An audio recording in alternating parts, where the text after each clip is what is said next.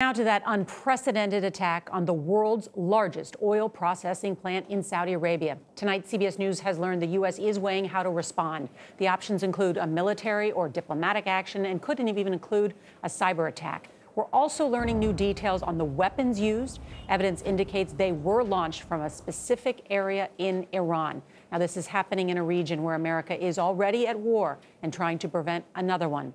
We have a team of correspondents in the Middle East with developing information from a region on the brink. But we're going to begin tonight with David Martin at the Pentagon, who has more on the growing case the U.S. is building against Iran. U.S. officials say experts have examined pieces of the wreckage on the ground in Saudi Arabia, identified the specific type of cruise missiles and drones fired, and determined they were made in Iran. Other analysts have traced their tracks back to points in southwestern Iran. One official called it a complex and coordinated attack involving 24 drones and 9 cruise missiles. Although Vice President Pence stopped short of saying flatly it was Iran. Yesterday, it's certainly looking like Iran was behind these attacks. Our intelligence community at this very hour is working diligently to review the evidence. Iran appears to have found a gaping hole in Saudi air defenses around their most valuable asset, oil. Saudi Arabia relies on U.S.-made Patriot air defense batteries, but they were all pointed south toward Yemen, where past missile attacks have come from. The missiles and drones that hit the oil facilities this weekend came in from the north.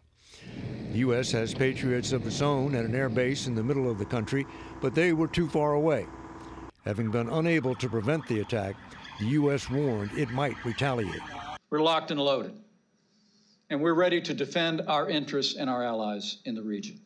Make no mistake about it. The U.S. has been locked and loaded since last spring when it sent an aircraft carrier and B-52 bombers to the Persian Gulf.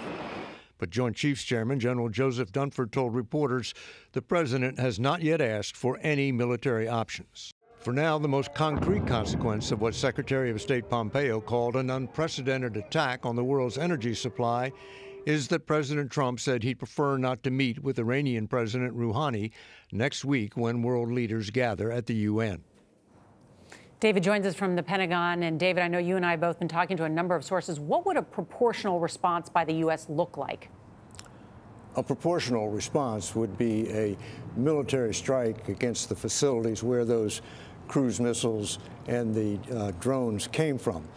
But Nora, the most urgent concern here is to erect better defenses around those oil facilities because U.S. intelligence had not expected this to happen, had not expected Iran would be so bold as to attack Saudi Arabia directly.